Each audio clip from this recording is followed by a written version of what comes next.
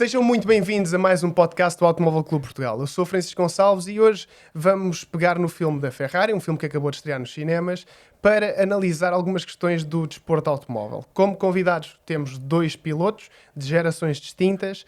Temos Mário Silva à minha direita, um piloto que iniciou carreira nos anos 70, e temos à minha esquerda Manel Espírito Santo, um piloto da geração atual que está habituado a mais modernidade.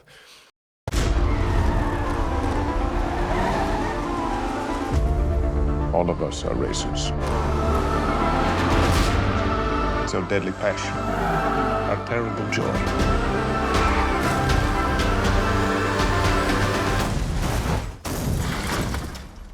But if you get into one of my cars, you get in the win.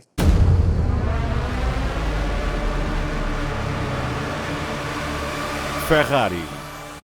Mário, vou começar por si. O que é que achou do filme Ferrari? Acha que aquele drama vivido representa bem o desporto da época? Sei que aquele filme trata de 1957, o Mário começou bem depois disso, mas as coisas ainda eram mais analógicas. Aquilo está bem representado? Em primeiro lugar, obrigado pelo convite, em meu nome como piloto e como da Federação que representa o automobilismo. Sobre o filme, gostei imenso do filme, do tema, portanto, da história em si, enfim, com aquela tragédia que faz parte do filme, mas falando da parte técnica do filme, realmente era como se corria na altura, com poucas medidas de segurança, realmente é um mau exemplo, comparando com hoje em dia. Realmente o piloto é que dava portanto, o destino do carro sem qualquer segurança, transmitia portanto aos mecânicos que também não estavam à altura de como não é comparável com hoje em dia nada, não se pode comparar a altura com hoje em dia, acho eu. A diferença é grande, principalmente na parte da segurança. Mas o produto está muito bem representado, muito bem, proporciona uma ideia para o público em geral, não entrando em pormenores técnicos, o que é possível fazer num filme, claro, mas eu gostei muito do filme. É sempre necessário haver ali um drama extra para contar uma história destas, para a tornar mais apaixonante. Sim. No entanto, Manel, como é que tu vês, como é que se vê correr naquela altura?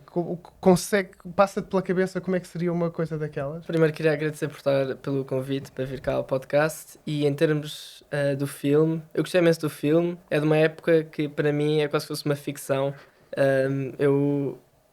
Isto é tudo, vou aprendendo coisas sobre como era antigamente, e é mesmo impressionante ver os avanços tecnológicos no desporto automóvel, com a segurança, que antigamente era uma sorte sobreviver a um acidente, hoje em dia tenta ser uma garantia, e sim, eu gostei muito do filme.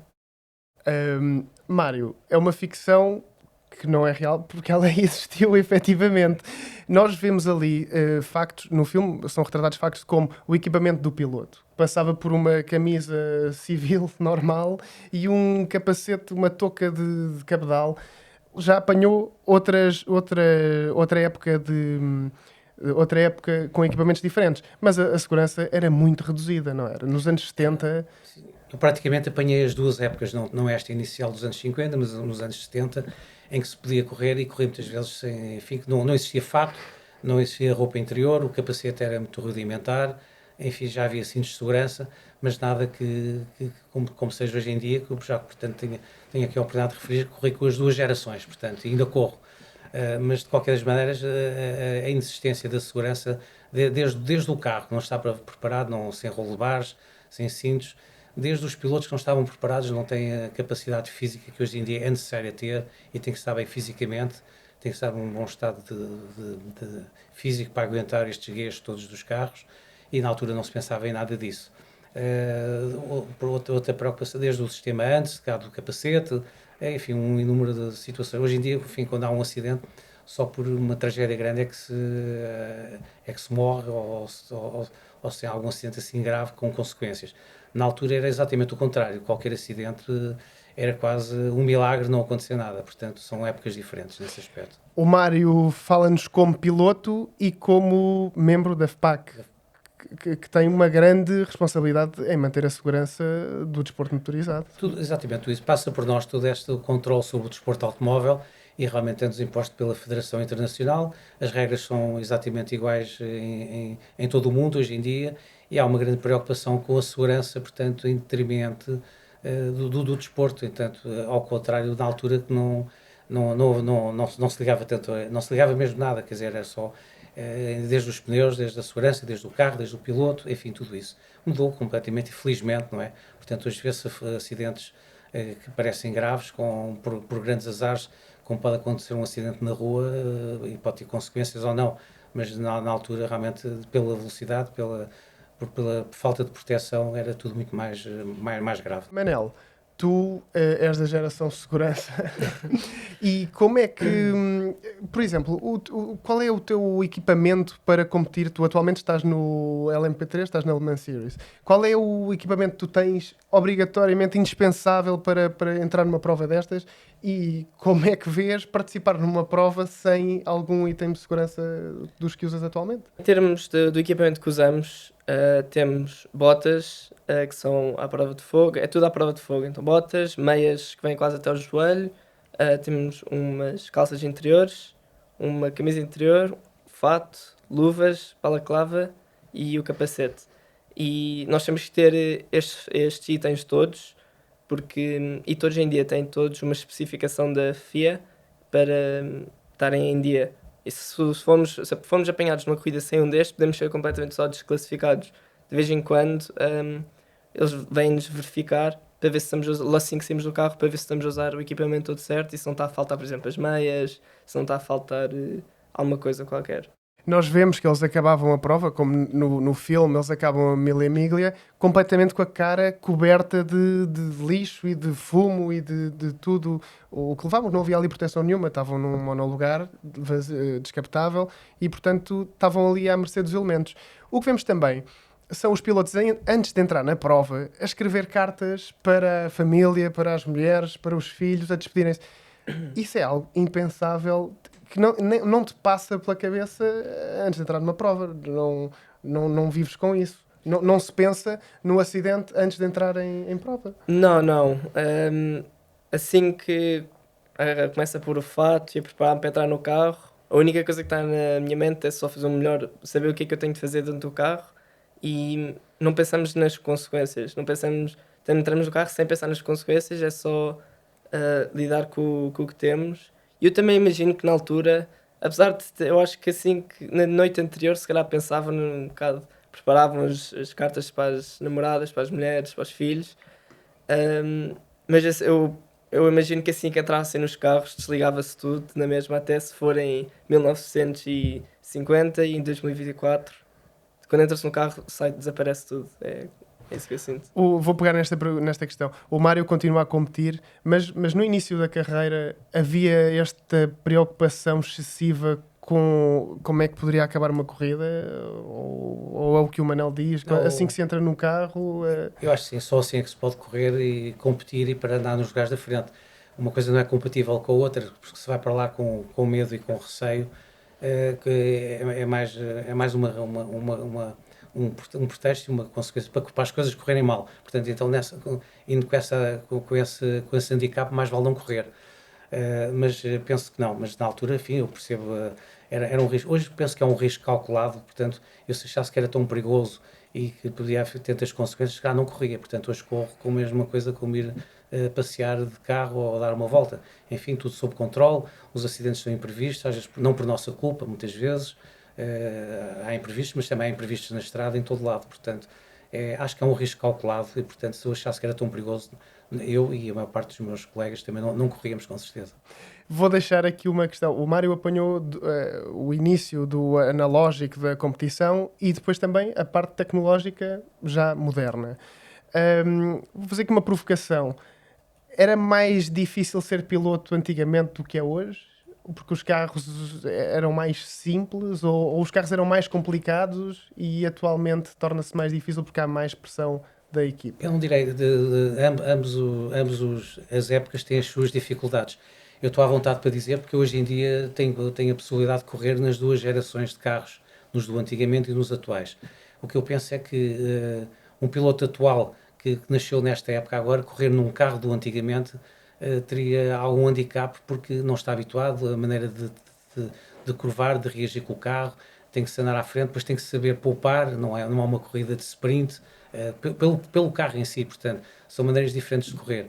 Eu próprio adaptar-me, também tive que me adaptar a estas novas circunstâncias, que eles estão mais à vontade do que eu, para ler a telemetria, e muitas vezes o que parece não é, e portanto o que manda ali é a telemetria. Se tiver um engenheiro bom de equipa e de boxe, se tem que correr daquela maneira, o carro curvar daquela maneira, travar naquele sítio, quer dizer, o que num carro clássico não funciona assim. São maneiras, este carro tem que travar no sítio certo, começar a acelerar mais cedo, em detrimento de curvar às vezes mais depressa. Um carro clássico tem mais a situação de contornar a curva e pela menos aderência dos pneus. A curva está completamente feita, parece que está tudo resolvido e não está nada, porque da curva para a frente está tudo aberto e não se pode acelerar a fundo, tem que se ter a sensibilidade de dosear o acelerador. São regimes totalmente diferentes de condução que nós temos que nos adaptar. Manel, entrar para a competição já foi feito com a telemetria, portanto está tudo já digital. Nós no filme vemos que eles estão a tirar os tempos com cronómetros à mão e quando passa um carro dão um tiro para bater ali os tempos certos. Isso é impensável. Como é que funciona essa gestão de voltas, de tempos atualmente? Sim, realmente eles no filme há uma cena onde eles estão a tentar bater um tempo, onde param e o piloto não sabe que tempo fez, sai do carro e vai perguntar aos engenheiro ou mecânico que tempo é que fez. E hoje em dia é completamente diferente. Eu no meu volante tenho o meu melhor tempo, tenho o meu tempo de última volta e embaixo do tempo tenho um delta que é ao vivo, é por milésimo que compara a minha volta atual à minha melhor. Então, se eu estou a melhorar ou a piorar, então se eu posso fazer uma coisa numa curva e aquilo mostra se eu estou a baixar o tempo comparado com a minha melhor volta. Portanto, temos uma informação completamente diferente. E é natural essa informação? Dominas? Para mim, sim, para mim foi logo sempre que eu, antes dos karts, até fazia muito simulador e no simulador temos isto nos jogos. Então é uma coisa que eu cresci sempre a minha carreira toda a ter os tempos ao vivo e ter, por exemplo, o delta do tempo. É uma coisa que para mim vem natural, que guiar até 100 é um bocado estranho. Mário, eu observo imagens dos anos 80 de Grupo B, por exemplo, rally, ou mesmo em circuito de velocidade, e às vezes vemos um cronómetro preso no volante. Isso era para tirar referência de tempos? Era para... Sim, exatamente, isso era para tirar a referência de tempo, mas isto que o Manuel acabou de dizer, eu, ao contrário dele, eu tive uma grande dificuldade em adaptar-me a esta tecnologia nova, porque estava habituado portanto, a fazer tudo por mim e com algumas indicações só quando parava na boxe. Hoje, quando fiz o campeonato GT de Espanha, de Ferrari, precisamente, aprendi muito, aprendi depois deste tempo todo passado, ainda estamos sempre a aprender, mas aprendi mesmo muito com ter o rádio ligado ao carro, a equipa querer-me ajudar, a sintonia da equipa, a dizer que eu era capaz, estava a ser mais rápido, uns centésimos ou menos rápido. Às vezes até me irritava, porque até os mandava calar, porque não estava habituado a tanta informação, mas era informação a mais para mim. Mas realmente, isso, comparado com isso na altura, tínhamos um relógio, portanto, às vezes ao meio do volante, para carregar e para olharmos para lá quando fosse possível, que realmente só numa reta é que se podia ver, para termos uma ideia do tempo que estávamos a fazer ou não, porque não tínhamos telecomunicação, não tínhamos telemetria, e era apenas uma ideia. E por vezes parava na boxe e agora é preciso fazer menos meio segundo ou um segundo. Mas onde, como, porquê? Então muitas vezes iria exagerar onde não devia, que estava tudo bem, e nos sítios que estava mal não tinha essa informação. Hoje em dia chegaram-me a dar, muitas vezes estava a treinar, mandaram-me parar de Ferrari, e disse, olha, agora venho aqui 10 minutos à boxe, falo com o engenheiro. Mostravam-me uma telemetria comparado com outro carro que andava melhor, e eu era capaz ou não de corrigir onde estava mal. Portanto, a situação, nesse aspecto, é muito mais facilitada hoje em dia. Portanto, eu ia aos pontos-chave onde realmente estava mal e perdia tempo e depois melhorava consoante as possibilidades. Ou seja, o Mário estava mais sozinho dentro de pista, tinha de tomar as decisões de onde é que podia abusar ou não para tentar recuperar o tempo que não sabia onde é que estava a perder. E se o Mário andava mais sozinho na pista, o Manel, a experiência é completamente diferente, porque desde os karts que é assistido pela equipa e a equipa é que lhe diz onde é que tem de corrigir. E depois é com o talento que lá temos de ir, não é? Exato, e hoje em dia também há muito mais comunicação de rádio durante a corrida, mas isto só comecei a ter isto a partir dos fórmulas, nos karts não havia rádio nem nada, era sempre um mecânico pendurado a fazer sinais para quando nós passávamos.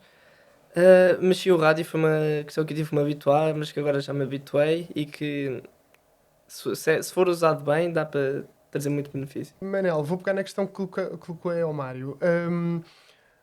Acham, na época analógica, sem haver a equipa por trás, era mais difícil ou mais fácil? Como é que isto pode acontecer? Eu obviamente não sei, que nunca guiei um carro à séria dessa altura, mas para mim eu acho que é um bocado difícil de comparar. É muito diferente, por exemplo, se virmos como é que a Fórmula 1 era antigamente e agora, é só é quase como se fosse um desporto diferente. Hoje em dia são os carros mais rápidos que já vimos na história da Fórmula 1, mas ao mesmo tempo ver uma volta, por exemplo, do Senna no Mónaco, é que é impressionante ver a maneira que ele conduz a passar a caixa, e hoje em dia é só quase puxar uma patilha para trás no volante. Mas eu acho que cada época tinha as suas dificuldades, agora também temos mais informações, mais outras coisas que temos que lidar com.